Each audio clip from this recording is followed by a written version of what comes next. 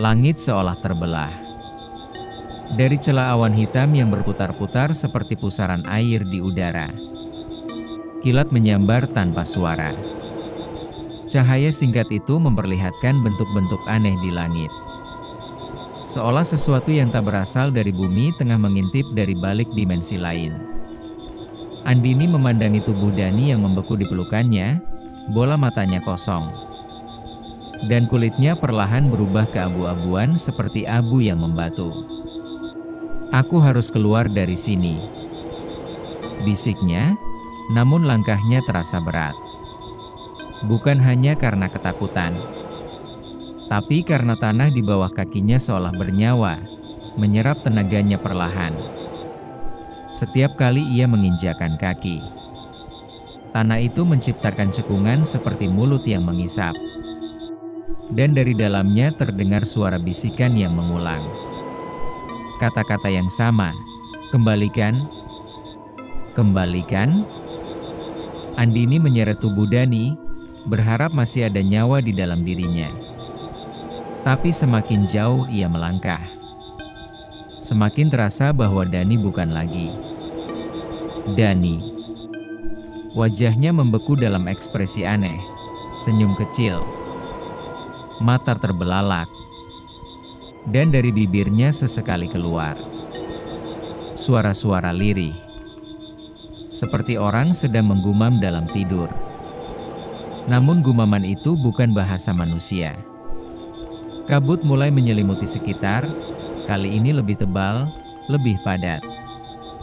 Andini hampir tak bisa melihat ke depan. Tiba-tiba, dari arah kanan terdengar suara ringkikan kuda. Ia menoleh dan melihat bayangan besar melintas, sebuah kereta kuda tua. Hitam legam, ditarik oleh dua kuda yang matanya menyala hijau. Di dalam kereta itu duduk seorang wanita dengan wajah tertutup selendang merah. Kereta itu berhenti sejenak, dan dari dalamnya terdengar suara menggelegar, namun tenang. "Naiklah jika kau ingin tahu kebenaran darahmu." Andini tak bergerak. Tangannya mencengkeram liontin di leher. Tapi kereta itu tidak menunggu.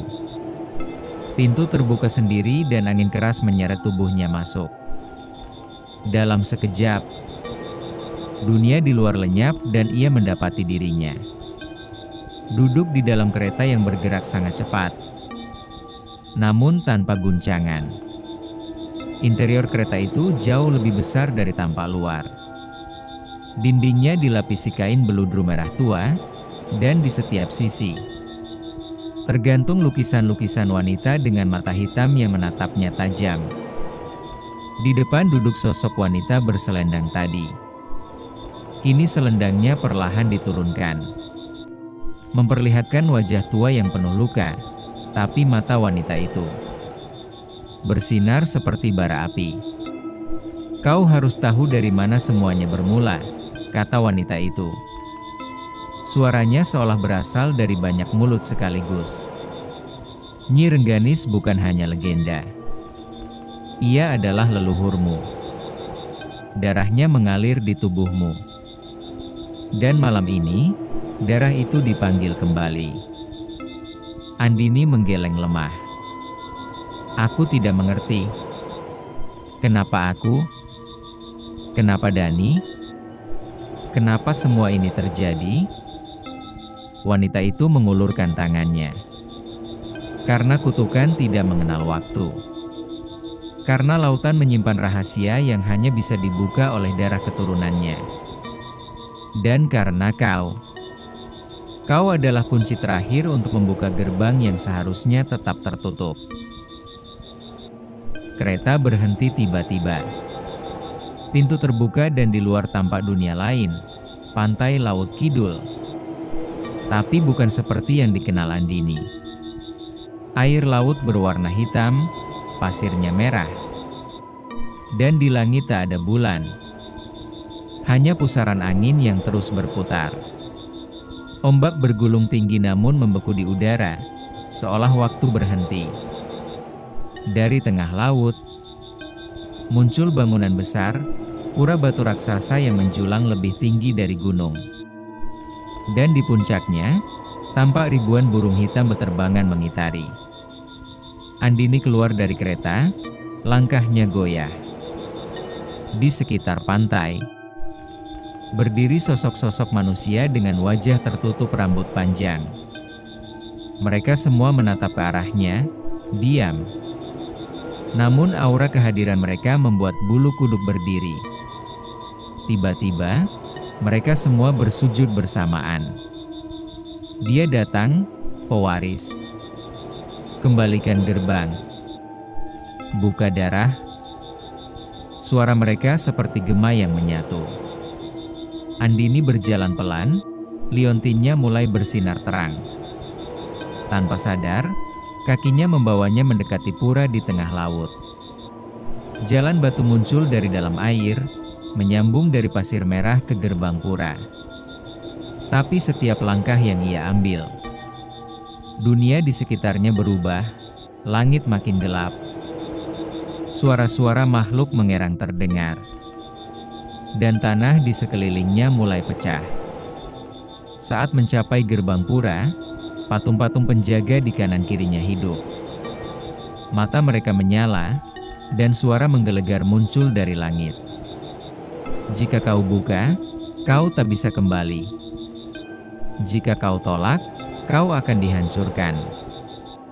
Andini berdiri di depan pintu batu yang tertutup rapat. Liontin di dadanya bergetar hebat. Dalam kilatan cahaya, ia melihat sosok ayahnya muncul di sampingnya, tersenyum samar. Tapi matanya penuh duka. Ayah? Ayah sudah mencoba menghentikan ini sejak lama. Tapi garis darah kita terikat. Kau lebih kuat dari ayah. Jangan biarkan gerbang terbuka. Tiba-tiba, tubuh sang ayah retak dan hancur menjadi abu yang tersapu angin. Andini menjerit, namun suara itu langsung ditelan oleh gema dari dalam pura. Pintu perlahan terbuka. Cahaya hijau menyilaukan keluar dari dalam. Andini menutup matanya, tapi tubuhnya melangkah sendiri. Seperti dikendalikan kekuatan luar. Di dalam pura, ruangan utama menyala terang oleh api biru. Di tengah-tengahnya, terdapat kolam kecil berisi air yang berputar. Dan di atasnya melayang liontin lain, kembarannya, namun hitam pekat. Andini tahu, jika ia menyentuh liontin itu, semuanya akan berubah. Jika kau menyentuhnya, kau jadi penghubung dua dunia, bisik suara dari atas. Dan darahmu akan jadi jembatan. Malam satu suro akan jadi abadi. Tangan Andini terangkat perlahan. Tapi sebelum menyentuh, dari belakang terdengar suara keras. Dani muncul, tubuhnya penuh luka, namun matanya kembali seperti semula. Andini. Jangan. Suara itu menghentikan gerakan Andini. Ia menoleh, dan saat itulah segalanya runtuh. Lantai pura bergetar keras. Liontin hitam terjatuh ke air dan seketika, cahaya merah meledak dari dalam kolam. Dan dari kolam itu muncul makhluk besar, sesosok wanita. Raksasa dengan tubuh separuh ikan. Mata hitam tanpa bola, dan rambut menjuntai sepanjang kolam. Ia membuka mulutnya yang penuh gigi, dan suara teriakan ribuan jiwa keluar darinya. Andini terseret oleh kekuatan itu. Dani mencoba menariknya, namun arus terlalu kuat. Dunia berubah menjadi pusaran cahaya dan darah. Dalam kesadarannya yang memudar, Andini mendengar satu suara terakhir. Kau sudah membuka. Kini Laut Kidul akan bangkit. Dan darahmu jadi pengorbanan. Gelap. Senyap. Tapi cerita belum berakhir. Gelap menguasai segalanya. Tidak ada cahaya, tidak ada suara. Hanya kehampaan pekat yang menyelimuti tubuh Andini. Ia mencoba membuka matanya. Tapi yang ia rasakan hanyalah tekanan luar biasa di sekelilingnya. Seperti ditenggelamkan ke dasar samudera yang tak berujung. Nafasnya tercekat, namun ia sadar dirinya masih hidup. Atau setidaknya masih ada dalam keadaan sadar. Perlahan, dari kejauhan muncul titik cahaya kecil. Merah seperti bara yang menyala di ujung malam. Cahaya itu membesar, mendekat, hingga menjadi sebuah mata raksasa yang menatap langsung ke dalam jiwanya. Dari mata itu mengalir suara, bukan melalui telinga, tapi langsung menembus ke dalam pikirannya. Darahmu telah membangunkan sesuatu yang seharusnya tak tersentuh. Kini kamu bukan hanya pewaris, tapi juga tumbal.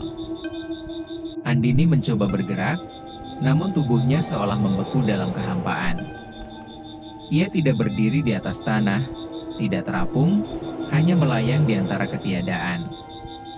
Suara itu terus bergema, membuat pikirannya terasa retak.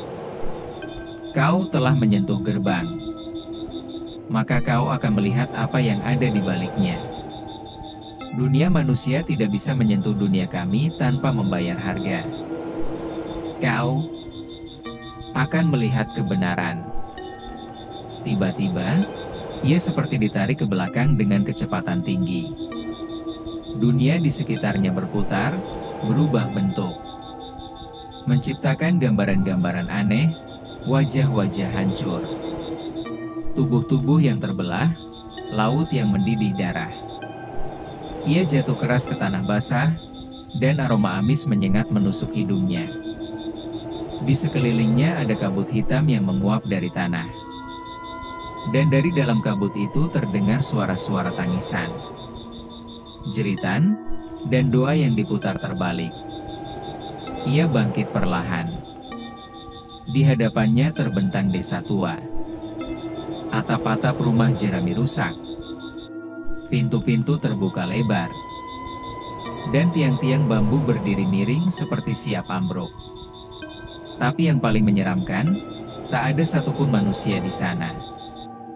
Hanya kain putih yang tergantung di setiap jendela, terayun-ayun tanpa angin.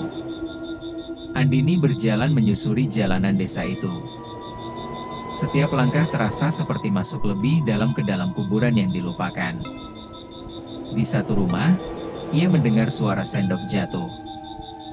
Ia mendekat, membuka pintu perlahan, dan mendapati ruangan kosong dengan meja makan terisi penuh makanan basi.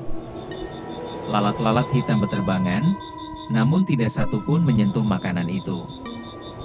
Di atas meja, sebuah boneka duduk diam, dengan mata dari cermin kecil yang memantulkan wajah Andini secara terbalik. Ketika ia menatap boneka itu, matanya mulai berdarah tanpa rasa sakit. Dan dari cermin mata boneka itu muncul gambar Dani, masih hidup, berlari di sebuah hutan. Dikejar oleh sosok-sosok bayangan yang menyerupai dirinya sendiri, berbaju sama, wajah sama, tapi semuanya hampa dan tanpa suara. Andini menjerit, membalikkan badan, dan saat itu pintu rumah menutup sendiri. Terdengar suara kuku menggaruk dinding dari dalam. Ia membanting pintu dan berlari kembali ke jalanan. Desa itu mulai berubah. Rumah-rumah tumbuh tinggi seperti pohon tua. Dan dari dalam tanah muncul tangan-tangan kecil yang memegang lilin. Padam namun mengeluarkan asap hitam. Setiap tangan berusaha menariknya masuk ke dalam tanah. Namun Andini terus berlari hingga mencapai sebuah lapangan terbuka. Di tengah lapangan itu, ada sumur batu tua. Di sekeliling sumur, berdiri 6 patung wanita mengenakan kebaya. Dengan wajah rusak dan mulut terbuka lebar seperti sedang menjerit tanpa suara. Sumur itu memanggilnya. Ia tahu sesuatu ada di dalamnya. Ia mendekat, melihat ke dalam sumur. Tidak ada air. Hanya kegelapan tak berujung. Tapi dari dalam, ia melihat bayangan wajah ibunya, tersenyum. Namun matanya penuh luka. Lalu suara ibunya terdengar. "Andini, kamu harus kembali, atau semuanya akan binasa." Mereka telah bangkit. Mereka haus darahmu. Sumur itu tiba-tiba mengeluarkan kabut merah. Patung-patung di sekitarnya bergerak pelan, memutar kepala ke arah Andini. Mulut mereka mengeluarkan suara desis. "Kau terlalu jauh masuk. Tak ada jalan pulang." Andini menutup telinganya dan berlari. Tapi tanah mulai runtuh di bawah kakinya. Ia terjatuh ke dalam lubang besar dan kembali terjebak dalam kegelapan. Saat ia membuka mata, ia berada di kamar rumah neneknya di dunia nyata. Tapi kamar itu berubah.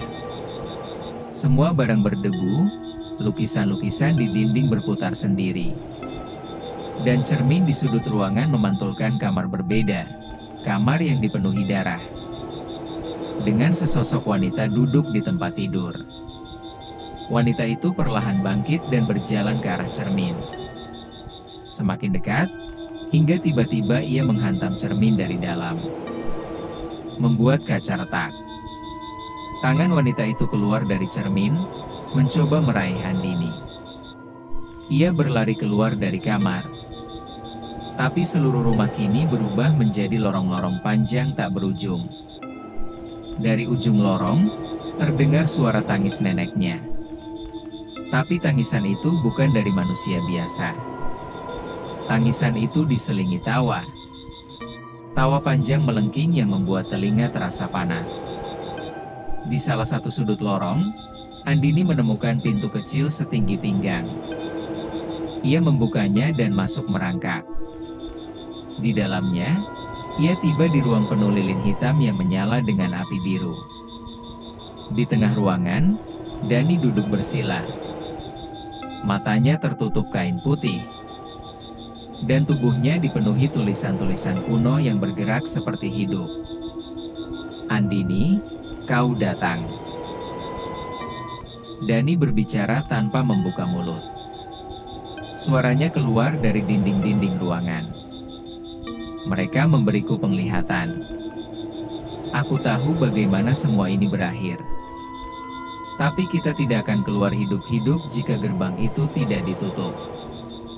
Andini mendekat. "Bagaimana caranya?" Dani membuka matanya. Kini matanya tak lagi hitam, tapi putih seluruhnya. "Dengan darah kita. Hanya dengan menyatukan liontinmu dengan segel di bawah laut. Tapi kita harus kembali ke sana. Ke Pura. Sebelum malam satu suro berakhir." Andini merasa jantungnya berdegup lebih kencang. Malam satu suro masih berlangsung. Dan mereka masih berada di dalam perbatasan antara dunia manusia dan dunia yang lebih kelam. Tiba-tiba, suara gong besar terdengar dari luar. Dinding ruangan berguncang. Dani bangkit dan menggenggam tangan Andini. "Bersiaplah. Karena yang akan datang bukan lagi manusia. Dan mereka lapar."